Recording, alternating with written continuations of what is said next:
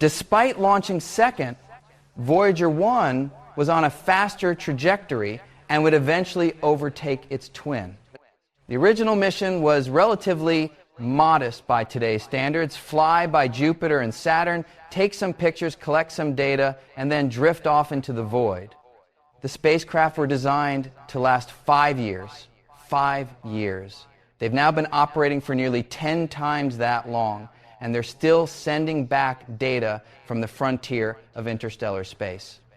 But here's what's remarkable. Even with almost 50 years of travel, even moving at speeds that would take you from New York to Los Angeles in under 5 minutes, the Voyagers have barely begun their journey through the cosmos.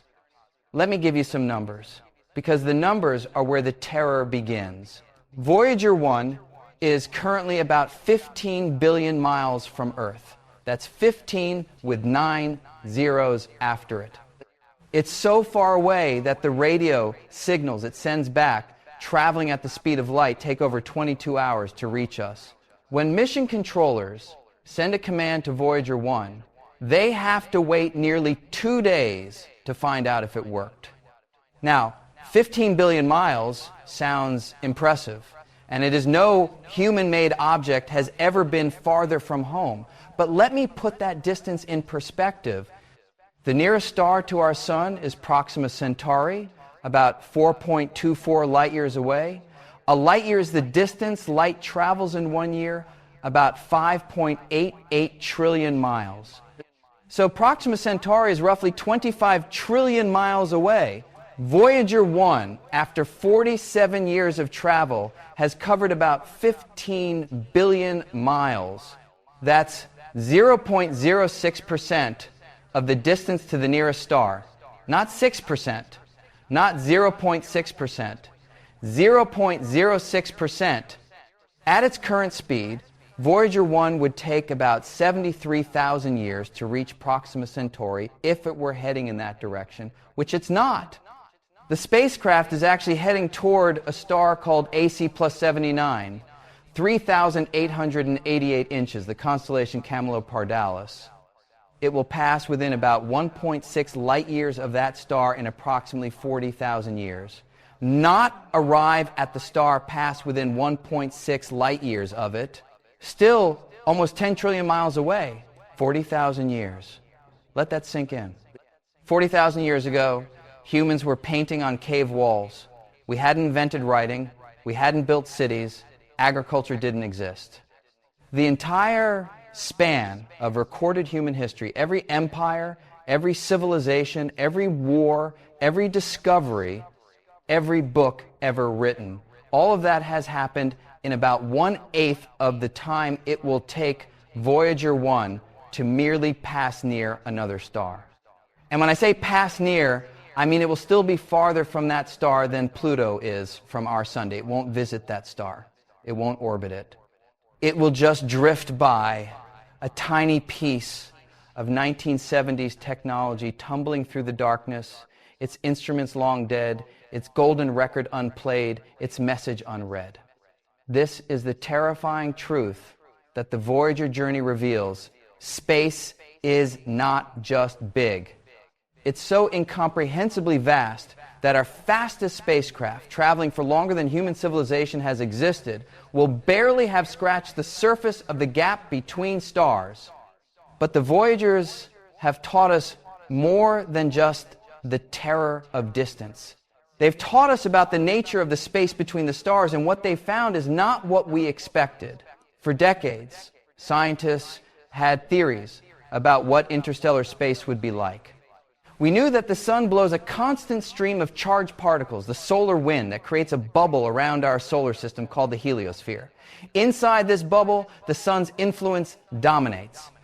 Outside it, you're in true interstellar space, exposed to the winds and radiations of the galaxy itself. But no one had ever been there.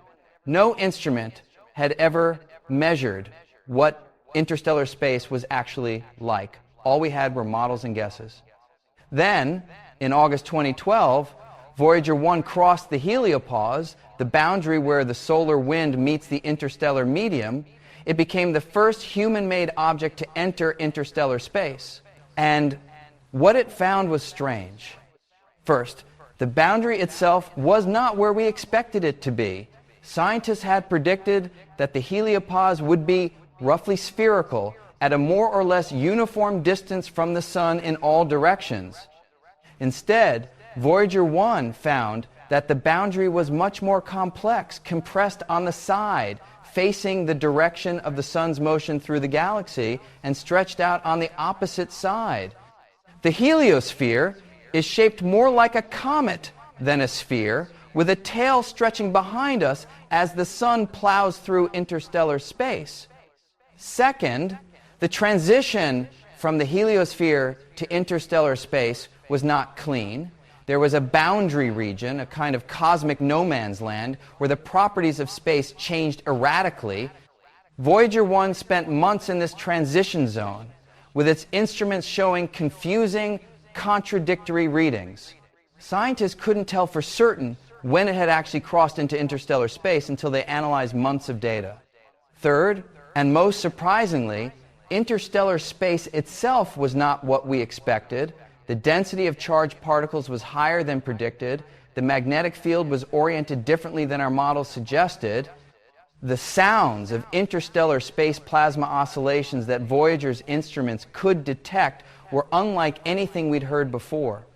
Voyager 2 crossed the heliopause in November 2018, about 6 years after its twin, and it found something different. The boundary was in a different location, the transition happened differently, and the properties of interstellar space at Voyager 2's location didn't quite match what Voyager 1 had found. This taught us something profound. Interstellar space is not uniform. It varies from place to place, influenced by the local environment, by the remnants of ancient supernova explosions, by the magnetic fields of the galaxy. The space between the stars is not a simple void. It's a complex, dynamic environment that we're only beginning to understand. And here's what's terrifying about this. We had no idea, despite all our telescopes, all our theories, all our sophisticated models of the cosmos, we were wrong about basic properties of the space just beyond our doorstep. Interstellar space, right next door in cosmic terms, surprised us. What else are we wrong about? What other surprises await in the vast reaches between the stars? Let me talk about what it means to be alone in interstellar space, because I think this is where the emotional weight of the Voyager journey really hits. Right now, Voyager 1 and Voyager 2 are the most isolated objects ever created by humanity. There is nothing around them for trillions of miles. No planets, no moons, no asteroids. Just the thin wisps of interstellar gas, about 1 atom per cubic centimeter, far emptier than the best vacuum we can create in any laboratory on Earth. The spacecraft are still sending back data, but their power is fading. Each Voyager carries a radioisotope thermoelectric generator, a nuclear battery that converts the heat from decaying plutonium-238 into electricity. When the spacecraft launched, these generators produced about 470 watts of power. Now they produce about 250 watts, and they're declining by about 4 watts per year. To conserve power, NASA has been shutting down instruments one by one. The cameras were turned off long ago. There's nothing to photograph in the darkness between stars. Heaters have been turned off, allowing parts of the spacecraft to drop to temperatures that would have destroyed them if they weren't already beyond their design specifications. By around 2025 to 2030, there won't be enough power to run any scientific instruments. The spacecraft will go silent. They'll still be out there, still traveling, still carrying their golden records with messages from Earth, but they'll be deaf and mute, unable to communicate, unable to sense their environment, just tumbling through the void. And they'll keep traveling for tens of thousands of years, hundreds of thousands of years, millions of years. Long after human civilization has risen and fallen, long after the Earth itself may have become uninhabitable, the Voyagers will still be drifting between the stars. In some sense, they're the most permanent things humanity has ever created. Everything on Earth will eventually decay, erode, or be destroyed.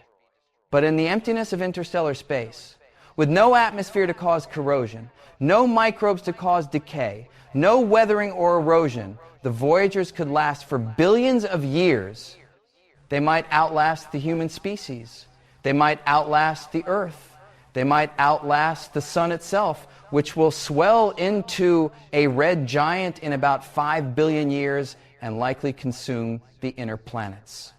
The Voyagers are our message in a bottle cast into an ocean so vast that the odds of anyone ever finding them are essentially zero, and yet we sent them anyway. We attach golden records with sounds and images from Earth, greetings in 55 languages, music from Bach to Chuck Berry, diagrams showing where we are in the galaxy. We did this knowing that the records would almost certainly never be played. We did it anyway because something in the human spirit refuses to accept our cosmic insignificance. We wanted to say, we were here, we existed, we wondered about the universe, and we reached out into it. There's something both beautiful and heartbreaking about that gesture. Beautiful because it represents the best of human aspiration. Heartbreaking because the Voyager journey has taught us just how unlikely it is that anyone will ever receive our message. Let me talk about what we've learned about the scale of the cosmos, because I think the Voyager data has fundamentally changed how we should think about interstellar travel and our place in the universe. Before Voyager, many people imagined that space travel between stars would eventually become routine. We develop faster rockets, maybe discover new physics, and someday we'd hop from star to star like travelers hopping between cities. Science fiction was full of this vision warp drives, hyperspace, faster than light travel. Voyager has given us a reality check. After nearly 50 years of travel, using the fastest speeds we've ever achieved for a spacecraft on an outbound trajectory, Voyager 1 has covered less than 1/10% of the distance to the nearest star. At this rate, reaching another star would take tens of thousands of years. And Voyager's moving fast, about 38,000 miles per hour relative to the Sunday. That's faster than any bullet, faster than any aircraft, faster than anything humans have ever built except for the Parker Solar Probe, which is falling into the sun's gravity well and will slow down again. Yet, even at this speed, interstellar distances are barely dented. The problem is fundamental. The speed of light, 186,000 miles per second, is the ultimate speed limit in the universe. Nothing can exceed it. Even if we could somehow accelerate a spacecraft to 99% the speed of light, something that would require more energy than our entire civilization currently produces, it would still take over 4 years to reach the nearest star. And 99% the speed of light is fantasy with any foreseeable technology. The energy requirements are absurd. To accelerate even a small spacecraft to a significant fraction of light speed would require energies comparable to the entire energy output of the sun over extended periods. So what does this mean? It means that interstellar travel, if it's ever possible at all, will be an endeavor measured in centuries at minimum. It means that dreams of hopping between stars are almost certainly just that, dreams. It means that humanity, for the foreseeable future, is confined to this one tiny solar system, orbiting this one ordinary star in this one small corner of one galaxy among trillions. This is the terrifying truth the Voyagers have revealed. We are profoundly, perhaps permanently, alone. Not because there might not be other intelligent beings in the universe, there might be billions of them, but because the distances between stars are so vast, the speeds achievable with any plausible technology so slow that meaningful contact or travel might be physically impossible. The universe might be full of intelligent civilizations, each one trapped in the gravitational embrace of their home star, each one looking out at a cosmos they can see but never touch. If that's not terrifying, I don't know what is.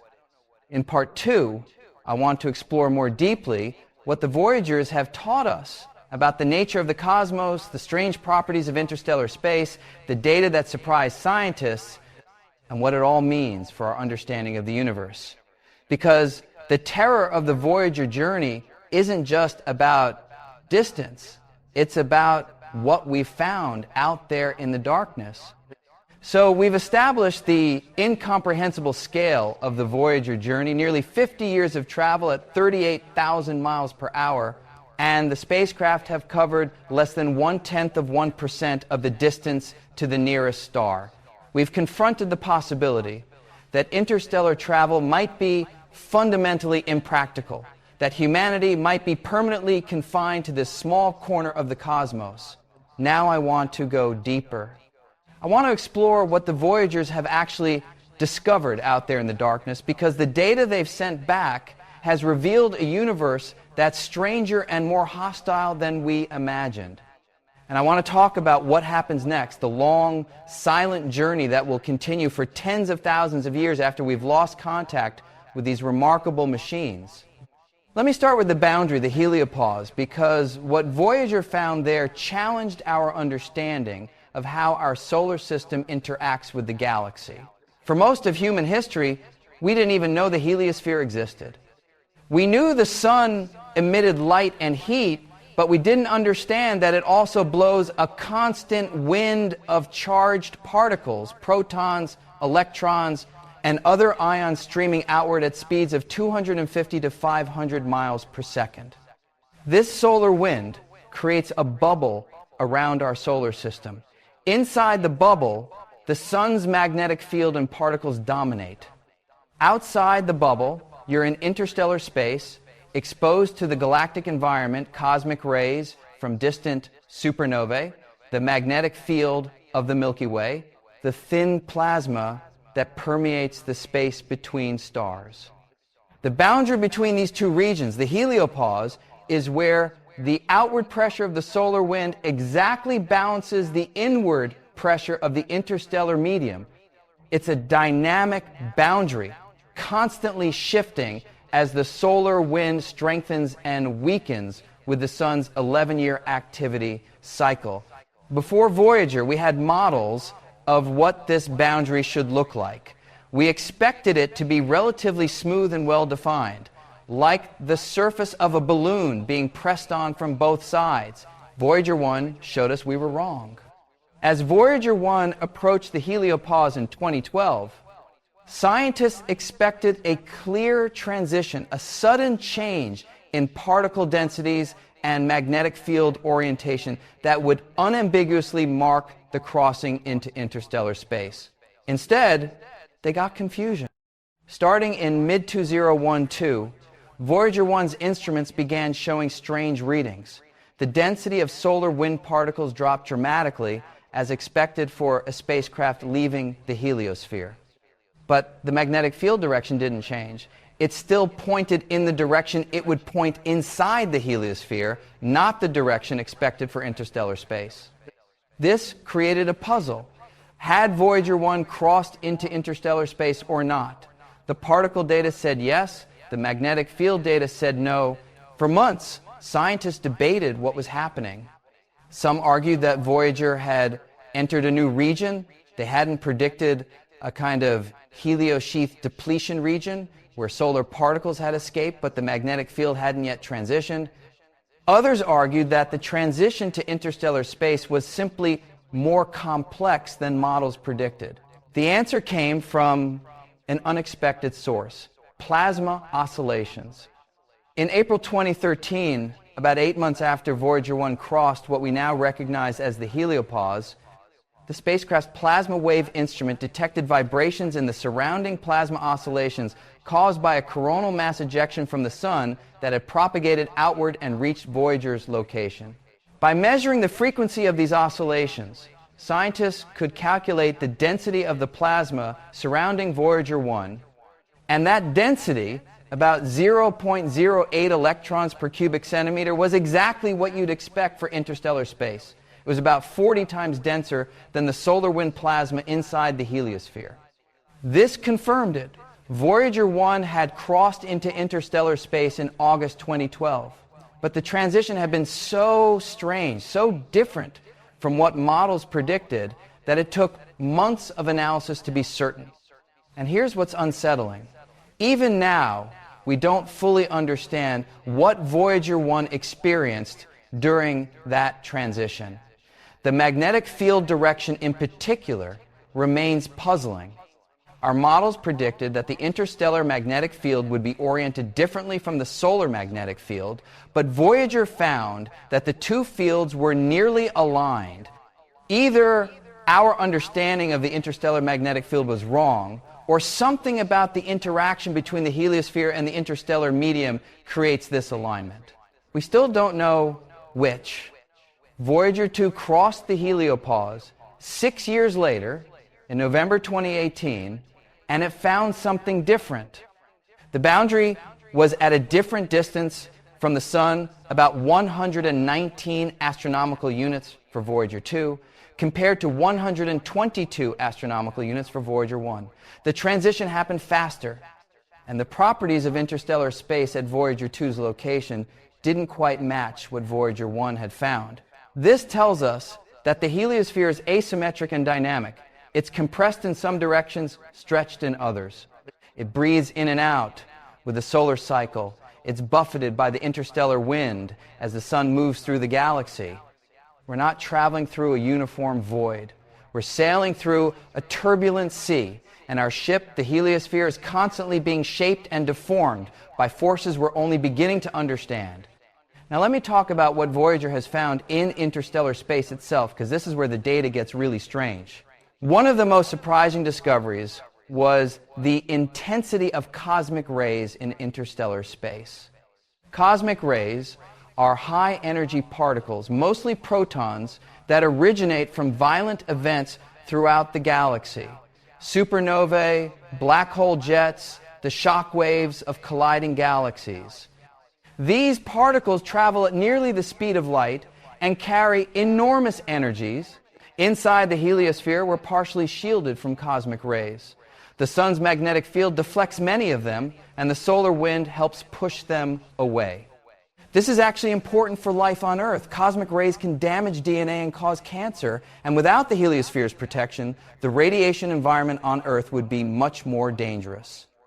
When Voyager 1 crossed into interstellar space, the cosmic ray intensity jumped dramatically, about 40% higher than inside the heliosphere. This was expected. What wasn't expected was the variability. Scientists had assumed that interstellar space, far from any star, would be relatively calm and uniform. Cosmic ray intensities might vary slowly over very long distances, but on the scale of the Voyager mission, they expected things to be pretty constant. Instead, Voyager has detected fluctuations. Cosmic ray intensities rise and fall, sometimes over periods of months. There are cosmic ray storms where the intensity spikes temporarily. There are gradients, variations, structures in the interstellar medium that we hadn't anticipated. What's causing these fluctuations? We're not entirely sure. Some might be due to distant shock waves propagating through the interstellar medium, the remnants of ancient supernovae that occurred millions of years ago, still rippling through space. Some might be due to variations in the magnetic field structure. Some might be due to our own Sun's influence extending farther than we thought, with the solar cycle affecting cosmic ray intensities even in interstellar space. The data is still coming in, or rather, it was still coming in until the instruments started failing. We're trying to understand a complex dynamic environment with just 2 data points taken from 2 spacecraft that are now losing power. It's like trying to understand Earth's weather by releasing 2 weather balloons and listening to them for a few decades. You'd learn a lot, but you'd also realize how much you don't know. Another surprising discovery was about the dust in interstellar space. Voyager's plasma instruments can detect the impacts of tiny dust particles, grains smaller than a micrometer, hitting the spacecraft at high speeds.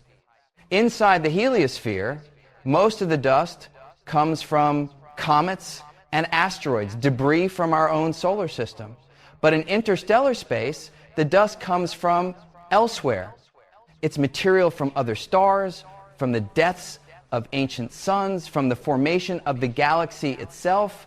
Voyager has detected this interstellar dust, and it's different from what we expected. The grains seem to be larger than our models predicted. Their composition, as best we can infer from impact characteristics, doesn't quite match what we thought interstellar dust should be like. This matters because dust is a key ingredient in the formation of stars and planets.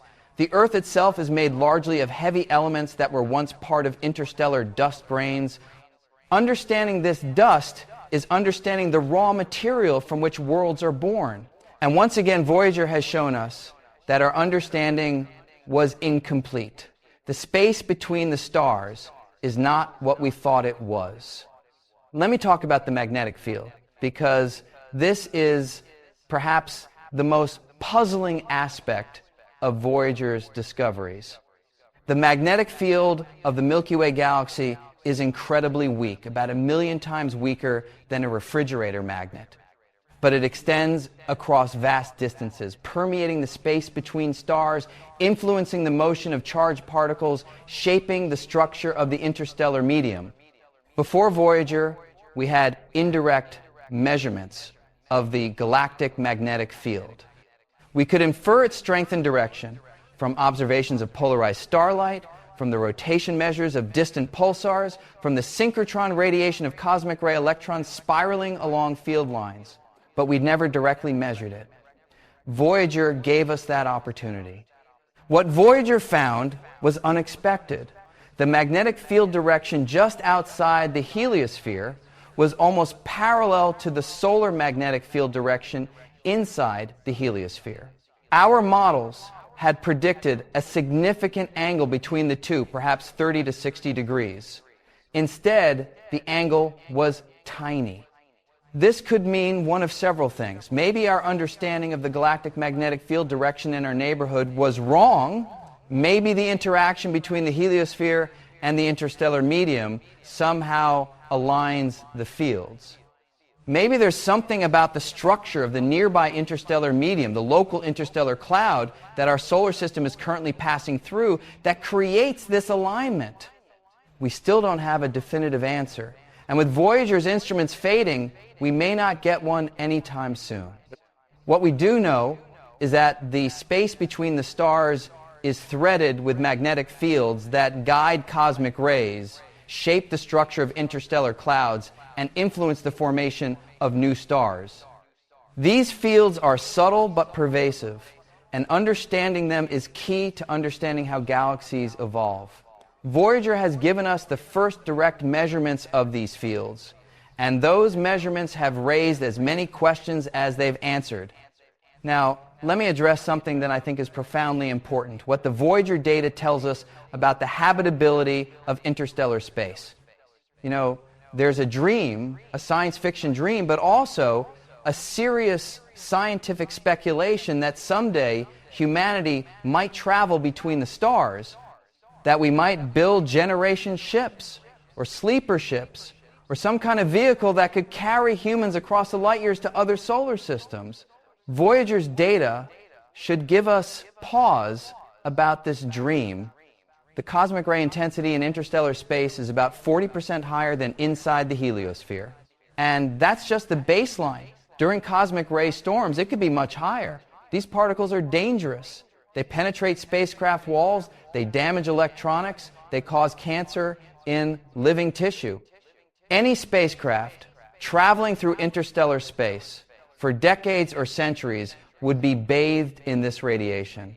The crew would need substantial shielding, far more than anything we've built for space missions to date. The electronics would need to be radiation hardened to an extreme degree. Even with protection, cumulative radiation damage would be a serious concern for any biological passengers. And it's not just cosmic rays. The interstellar medium itself, thin as it is, presents challenges. At the speeds required for interstellar travel, even a small fraction of light speed impacts with interstellar dust grains would be catastrophic. A grain the size of a sand particle hitting a spacecraft moving at 10% of light speed would release energy equivalent to a small bomb. Voyager travels at about 0.006% of light speed, so this isn't a problem for it, but any serious interstellar mission would face this challenge. You'd need shields or deflectors or some way to clear a path through the dust. The data from Voyager suggests that interstellar space is not a benign environment for travelers. It's a harsh, radiation-filled void studded with tiny particles that become deadly projectiles at high speeds. It's not space that's empty, it's space that's hostile. None of this makes interstellar travel impossible. But it makes it much harder than the optimistic scenarios suggest. And it reminds us that the distances between stars are not just vast in terms of miles,